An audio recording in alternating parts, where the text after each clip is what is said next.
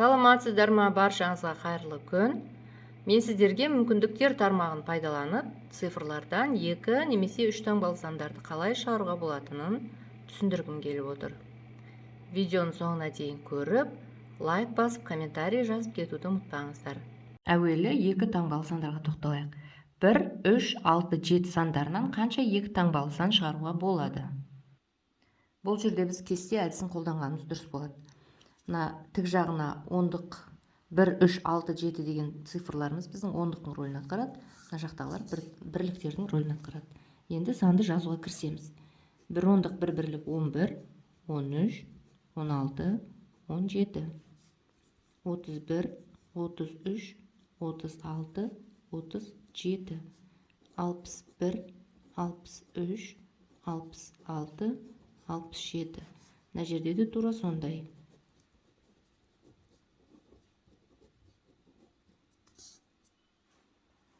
Енді санайық. 1, 2, 3, 4, 1, 2, 3, 4.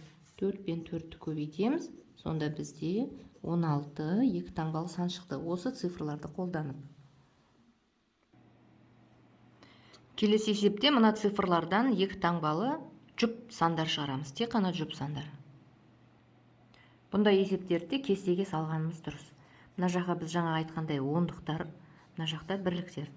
Ал енді соңы 2 таңбалы санның соңы 0-ге аяқталатын болса, 4-ге және 6-ға аяқталатын болса, онда олар жұп сандар, өйткені 2-ге бөлінеді. Енді сандарымызды шығарамыз. Мына жерден 1 ондық 0 бірлік 10, 14, 16.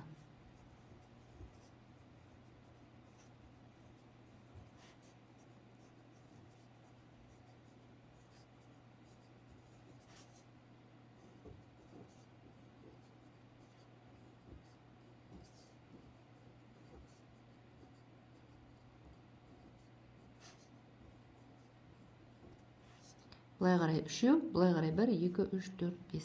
Демек, 5 пен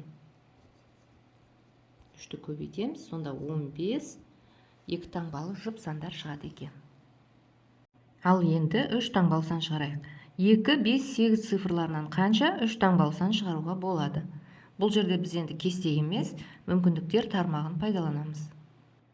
3 таңбалы сан жүздіктерден, ондықтардан және бірліктерден тұратыны белгілі. Мынау 3 цифр 2, 5, 8 деген цифр, бұлар әрі бірліктердің де, ондықтардың да, жүздіктердің де рөлін атқарады. Әуелі 2-ке тоқталайық. 2 бізде жүздік. Енді ондықтар. 2 ондық, 5 ондық, 8 ондық. Енді бірліктер қатары. 2 бірлік, 5 бірлік, 8 бірлік. Мына жерде де тура сондай. 2, 5, 8 бірлік.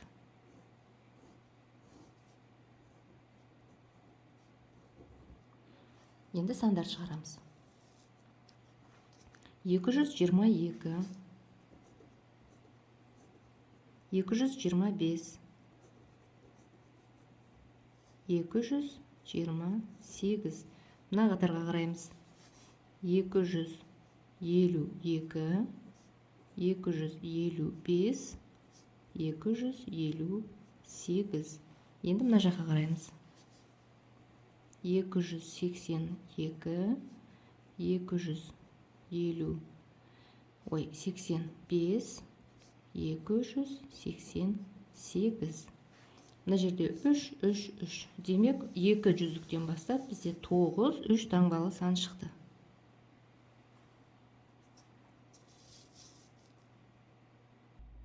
Осындай тәсілмен қалған 2 цифрдан да осындай тармақ шығаруға болады. Әрқайсынан 9 цифрдан шығады. Демек, 9 бен 3-тің көбейтіндісі 27. 2, 5, 8 цифрларынан 27 3 таңбалы сан шығаруға болады екен. Бұл тармақта цифрлар қайталанып келіп тұр. Келесі тапсырмада цифрлар қайталанбайтын 3 таңбалы сан шығаратын боламыз. 1, 3, 5 және 7 цифрларының көмегімен цифрлары қайталанбайтындай неше 3 таңбалы сан шығаруға болады. 1-ді жүздік деп қарастырамыз. Ал ондықтың орнына 3, 5, 7 жазамыз. Өйткені бірді қайталауға болмайды. 3, 5, 7. Енді бізге бірліктер керек. Бірліктер бізде 1 бар, 3 бар, 5 пен 7 жоқ. Осы екеуін бірліктерге жазамыз. Келесіден 1-іміз бар, 5-іміз бар, бізде 3 пен 7 жоқ. Келесі 1 бар, 7 бар, 3 пен 5 жоқ. 3 бірлік, 5 бірлік. Енді осы сандарды жазып шығамыз. 135, 137, 153, 157. Мына жақта 173, 175. Мына жерден 6 сан шығады екен. 6 3 таңбалы сан.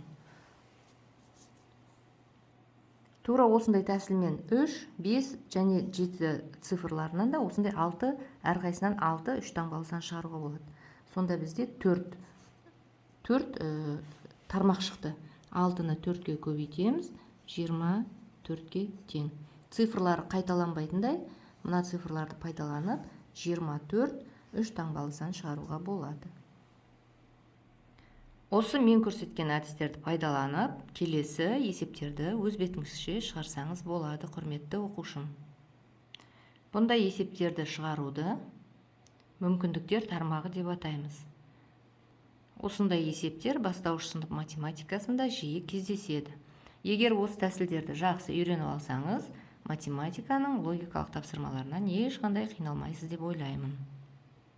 Видео пайдалы болса, лайк басып, комментарий қалдыруды ұмытпаңыз. Қоңыраушаны да басып қойыңыз.